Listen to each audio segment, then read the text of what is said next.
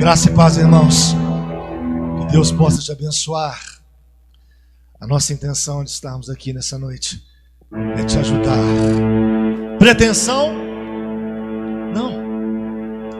Não é uma pretensão sem objetivo. É uma pretensão com uma finalidade, sabendo que Deus pode fazer por você coisas que além do que você precisa, faz você sair do patamar ou de uma condição que vai valer a pena. Essa ideia de ajuda na igreja, ela tem que ser melhor discutida, ela tem que ser melhor vivida. Essa ideia de ajuda na igreja, ela tem que ser melhor abordada na Bíblia.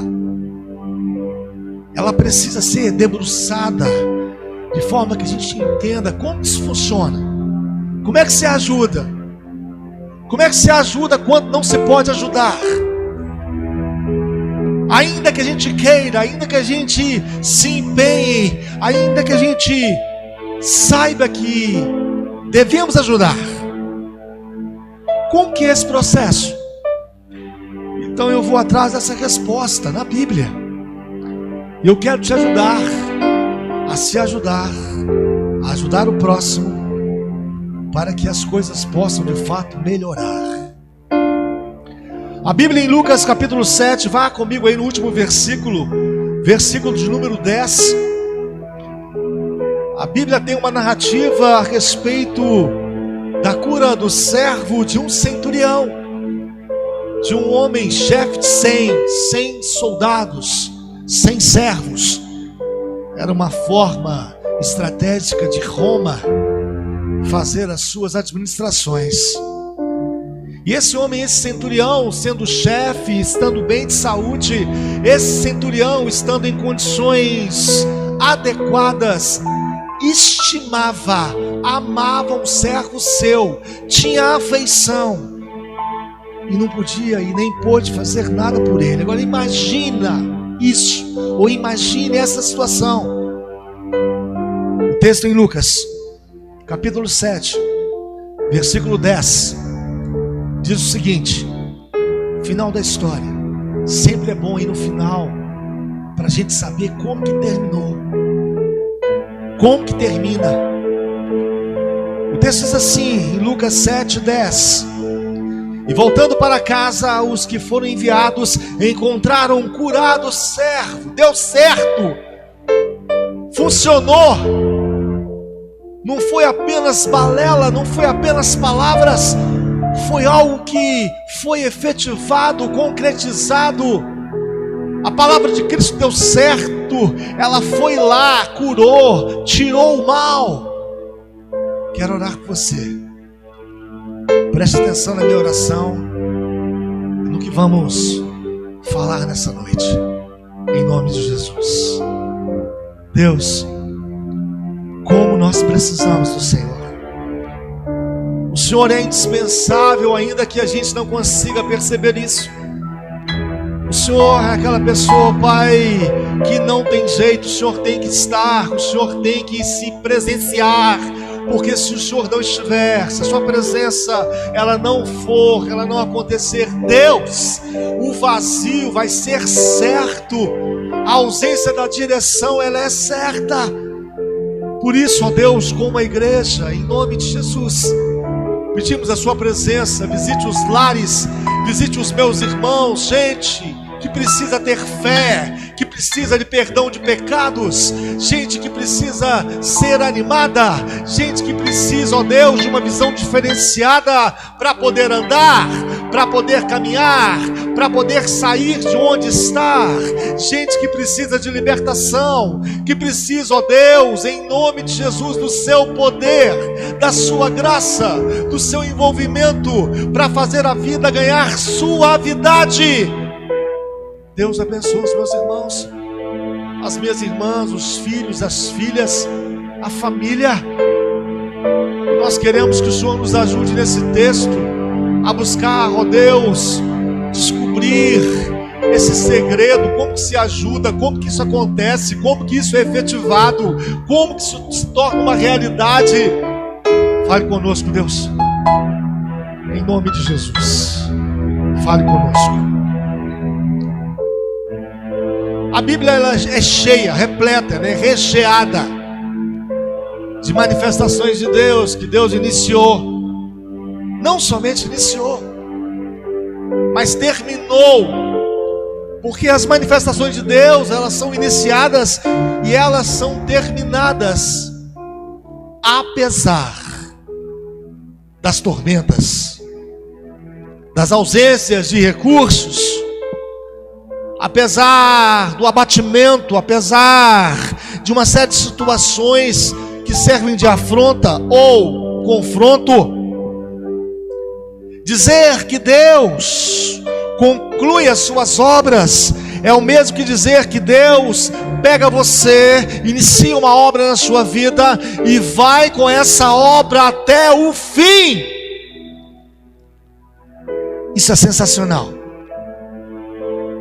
Deus, Ele iniciando alguma coisa a seu favor, para você, na sua casa, em algum aspecto da sua vida, essa iniciação vai ter fim, apesar dos transtornos, das ameaças, das aparentes impossibilidades, da falta de perspectiva humana, não importa. Deus é capaz de iniciar algo e levar o que Ele iniciou até o fim, de forma favorável. O comparecimento de Jesus em certos lugares, as idas de Jesus em certos lugares, elas sempre foram marcadas por propósitos, por finalidades. Deus não faz nada sem propósito ou finalidade. E os propósitos e as finalidades de Deus nas suas ações em relação a você sempre resulta na construção, na cura, na libertação e na salvação que Ele planejou para você. Sempre. Jesus na Bíblia, nos seus deslocamentos, indo em uma cidade, indo em outra cidade, entrando nas águas, subindo no monte, indo à casa das pessoas, sempre tinham finalidades e finalidades que resultavam na construção da vida das pessoas. Quando eu pego o versículo 2 aqui, do capítulo 7, em Lucas, eu posso ler o texto que diz assim: o servo de um centurião, a quem este muito estimava, estava doente, quase à morte. Jesus entra em Cafarnaum para encontrar vários tipos de pessoas, vários estados emocionais, várias condições sociais, relacionais. E Deus encontra isso todos os dias, porque as pessoas, elas são diferentes.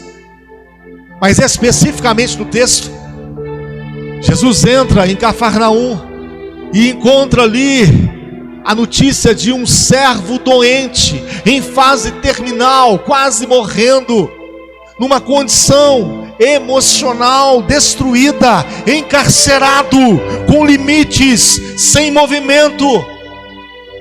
Jesus também encontra o centurião. A notícia que se tinha do centurião é que ele era chefe. Ele na realidade era aquela pessoa que, sendo chefe, dirigente, comandante, alguém que tinha autoridade, estava ali. E é interessante você observar esses estados diferentes. Eu quero falar com você nessa noite. Deus sabe, Deus encontra, Deus conhece profundamente o seu estado. E o texto fala nitidamente que esse centurião estimava aquele rapaz, aquele servo, a quem estava sob os cuidados ou o mandado dele. Ele estava numa doença grave, numa intensa e séria situação. Só que a Bíblia diz que o centurião estimava, quer dizer, ele tinha afeição, ele tinha apreço, ele tinha amizade por aquele servo. Presta atenção que eu vou te falar. Só que ele não podia fazer nada. Olha para você. Quantas pessoas amamos, quantas pessoas estimamos, quantas pessoas queremos o bem, e a gente sabe que a gente não pode fazer muita coisa. Como é que você resolve isso? Quantos irmãos desanimados que a gente gostaria que estivesse animado, como é que se anima? Quantos irmãos que estão mancando na fé, que estão debilitados na fé, que a gente gostaria de fato que estivesse com a fé em ápice, e não estão, e a gente gostaria que estivesse. Quantas coisas, pessoas que conhecemos, que nós gostaríamos que desse certo, e a pessoa foi, ela se esforçou, ela andou, ela caminhou, ela projetou, e não deu, mas nós gostaríamos que estivesse dado tudo certo. Quando você não pode fazer nada por alguém, a Bíblia te diz o segredo, o que você tem que fazer. E o segredo está nesse texto, Lucas capítulo 7, de 1 a 10. Porque certamente você já deve ter se encontrado nessa situação, quando você não pode fazer nada, mas gostaria de fazer. Quando você, na realidade, gostaria de fazer, mas não tem condição. Muitos têm essa experiência no dia a dia. É um filho que a gente quer ajudar, mas não sabe como. É um marido que a gente quer ajudar, mas não sabe como. É a esposa. É uma série de pessoas, é uma série de gente que precisa de ajuda. Muitos têm essa experiência no dia a dia. Querem ajudar, querem de alguma forma contribuir, e não podem, e não sabem, e não têm condição. Deus, o que fazer? Esse texto dá a resposta. Porque esse centurião mandava ir, mandava vir, era autoridade, gozava de boa saúde, e não podia fazer nada por seu amigo, pelo seu servo, a quem ele estimava muito. Como é que resolve isso? O texto faz o apontamento, o texto ele é pontual em dizer onde é que está esse tipo de solução. Eu quero te ajudar, eu preciso te ajudar, eu quero te animar, só que em mim não há condição. Como que eu faço? O texto, versículo 3, capítulo 7, diz assim: tendo ouvido falar a respeito de Jesus, enviou-lhe alguns anciãos dos judeus, pedindo-lhe que viesse curar o seu servo. Isso é um segredo. Eu não posso, mas conheço um Deus que pode. Eu não tenho capacidade, mas posso pedir a Deus que tem capacidade. Eu não consigo entrar lá, mas conheço um Deus que entra em qualquer lugar. E a única maneira de ajudar certas pessoas, qual é? Que maneira é? É ouvir falar a respeito do que Deus pode fazer por você. Entenda isso. O texto diz que o centurião ouviu a respeito de Jesus, viu em Jesus uma ajuda que ele não podia, viu em Deus uma ajuda que ele não conseguia. Eu preciso desse tipo de visão, eu preciso desse tipo de percepção, eu preciso desse tipo de fé, desse tipo de entrega. Eu não posso, mas Deus pode. Eu não tenho, mas Deus tem. Eu não sou capaz, mas Deus é capaz. Eu preciso me apoiar em Deus. E o texto diz que esse centurião, ele ouviu falar de Jesus. E se eu estivesse perto do centurião, eu queria fazer algumas perguntas, algumas indagações. Centurião, o que é? O que você ouviu falar de Jesus? O texto não diz o que ele ouviu falar de Jesus, mas nós podemos ter uma suposição, uma ideia. O que ele ouviu falar de Jesus foi suficiente. Irmão, irmã, ouvinte querido, você precisa ouvir falar de Deus o suficiente, o bastante, de forma que isso possa preencher dentro de você os vazios, tirar as dúvidas, intensificar a sua fé. Ouvir falar o bastante de Deus. E a gente precisa entender isso. O que esse centurião ouviu falar de Jesus foi o bastante. O que esse centurião ouviu falar de Jesus conseguiu eliminar as suas dúvidas. Você tem que ouvir falar de Jesus até a sua dúvida ser eliminada. Você tem que ouvir falar de Deus até você ser de fato preenchido, até você ter fé. E a Bíblia dá essa narrativa no versículo 3. O que induziu, o que levou o centurião a procurar Jesus foram as notícias a respeito de Cristo. Você tem ouvido notícias a respeito de Jesus Cristo? O que você tem ouvido falar de Jesus? Você tem ouvido falar que Jesus cura, salva, liberta, entra, fala, tira, põe, mata, faz viver? Tem ouvido falar de Jesus? Você precisa ouvir as notícias a respeito de Jesus Cristo. Foi essa informação que deu ao centurião uma condição de concluir: eu preciso ajudar, mas não consigo. Mas eu estou ouvindo, eu estou percebendo que existe alguém que tem condição de ajudar, Cristo. E isso o encorajou, isso o animou. Foi assim que aconteceu. A conclusão do centurião a respeito de Jesus, de ouvir falar de Cristo, deu a ele coragem. Você que está me ouvindo precisa de certas coragens. Coragem para orar, coragem para jejuar, coragem para abrir a Bíblia e ouvir os mandamentos, coragem para pegar as promessas descritas na palavra de Deus. Tudo isso tem a ver com o tipo de notícia interessante que você está ouvindo de Jesus. Quando eu não sei o suficiente a respeito de Jesus, isso não me dá coragem, isso não me anima. Quando eu não sei a respeito o suficiente de Jesus, eu fico desinteressado.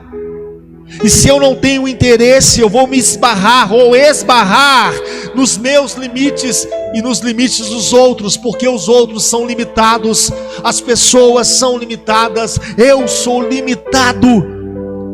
E quando eu não possuo a informação necessária que Cristo tem para me dar, eu curo, eu salvo, eu protejo, eu faço provisões, eu entro em caminhos os quais você não entra, mas eu entro por você. Quando eu não tenho essas e mais informações suficientes a respeito de Jesus, eu fico dentro de uma situação muito limitada. Mas quando eu ouço falar a respeito de um Cristo que ressuscitou dentre os mortos, isso se torna uma verdade para mim, isso se torna uma vivência para mim, isso se torna um estilo de vida para mim. Eu começo a ter coragem de olhar para o céu, de orar, de ler Bíblia, de acreditar que o futuro vai ser melhor do que o presente. E é exatamente isso que o centurião fez. O centurião, ele teve a coragem, porque ouviu falar de Jesus, de iniciar uma petição lá onde Jesus estava. O centurião pediu para que Jesus viesse curar o seu servo. Você sabe tecnicamente o que significa um pedido? Talvez você nunca tenha parado para pensar nisso. O que significa um pedido? Como que é isso? Um pedido é uma busca com direção, com um objetivo definido, e o centurião fez exatamente isso. Quando ele ouve falar de Jesus, ele inicia o seu pedido, que se transformou em uma busca por Jesus, de forma diretiva, com um objetivo definido. Então, quando eu ouço falar em Deus, no seu poder, na sua graça, quando eu ouço falar em Deus como sendo meu Senhor, o Senhor de todas as coisas, eu me sinto estimulado a pedir. Sem ouvir falar de Jesus, o pedido não acontece. Mas depois que ouço falar de Jesus e começo o meu pedido, o pedido ele é uma forma de se externar, colocar para fora, diante das necessidades que eu tenho, da carência que eu tenho, da falta que eu tenho, diante da situação sofrida que eu estou passando, e tudo isso colocado para fora. E quando eu faço isso, ouvindo falar de Jesus, e eu preciso ouvir mais de Jesus, eu caio, eu culmino numa coisa chamada reconhecimento. Reconhecimento que eu não posso, porque o centurião não podia, apesar de ter boa saúde, apesar de ser autoridade, apesar de ser uma pessoa realmente com muita vontade, afeiçoada, ele não podia ajudar o seu servo. E quando eu começo a ter esse reconhecimento, e por causa desse reconhecimento das minhas impossibilidades, eu procuro Jesus Cristo, o meu reconhecimento das minhas impossibilidades me fazem descartar o meu orgulho, a minha vaidade, as minhas pretensões altivas, a minha condição realmente de achar que domino, que controlo, e eu passo a conviver com a vontade de Deus, que é boa, que é perfeita e que é agradável. E eu quero que você entenda isso. Voltando para o texto, quando o centurião manda os representantes irem procurar Jesus, a ideia era chegar perto, a ideia era estar perto. Como que se procura Deus não tendo a intenção de estar perto? A ideia era comunicar tete a tete, falar com Ele: me ajuda, estamos precisando de ajuda, não temos condição de fazer, precisamos da sua ação, da sua manifestação. Agora pense na possibilidade de não ter havido aquela conversa entre os representantes do centurião e Jesus. Anula o que está sendo dito aí. Pensa nessa linha de pensamento que eu estou te dizendo. Digamos que ali estivesse o servo doente, quase à morte, porque é isso que a Bíblia diz. E o centurião, tendo ouvido falar de Jesus, ele ouviu o insuficiente, não foi capaz de ter a coragem, não foi capaz de ter a movimentação de ir atrás de Jesus. Suponhamos que isso tivesse acontecido. Se isso estivesse acontecido, como que seria essa história? Como que tem sido a história de várias pessoas que conhecemos, que ouvem falar de Jesus, mas não insistem em ouvir falar? Às vezes acha que é suficiente, não é? Se a história fosse dentro de uma condição de que o centurião não procurasse Cristo, o servo teria morrido, e ele não teria tido a experiência da autoridade, do poder, da graça, da misericórdia de Jesus na vida dele e na vida do servo. Entende a gravidade disso? O porquê que temos que ouvir falar de Jesus, o porquê que temos que procurar Jesus, o porquê que temos que de fato descobrirmos esta utilidade tremenda. Bíblia fala conosco. Meu Deus, não se teria conhecido essa história da forma como ela é, se o centurião não tivesse ouvido falar de Jesus e ter se deslocado por representantes a caminho de Jesus. Mas eu preciso finalizar porque o nosso tempo é curto. Eu quero finalizar bem para você entender. A Bíblia diz que Jesus foi com eles. Deus, por que você foi com eles? Uma multidão estava ali, uma série de afazeres o Senhor tinha. Por que o Senhor deu atenção especificamente a eles?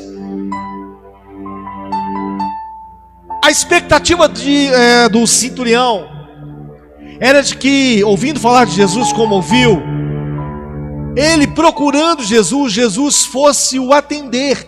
Essa era a expectativa do centurião. O que isso tem a ver? Deus procura na terra pessoas que têm expectativa em relação a Ele. Deus procura na terra pessoas que tenham esperança em relação a Ele. Pessoas que acreditam nele. Em Hebreus tem uma colocação de determinados termos, uma narrativa que diz o seguinte: é necessário que você creia que Deus existe e que Ele é galardoador ou presenteador daqueles que o buscam. Deus ama as pessoas que esperam nele. E aquele centurião, ao mandar os representantes que ele possuía procurar Jesus, insistir com Jesus, falar com Jesus, era uma expectativa. O centurião e os representantes estavam ali com uma expectativa em Deus. Você precisa ter expectativa em Deus, esperar em Deus.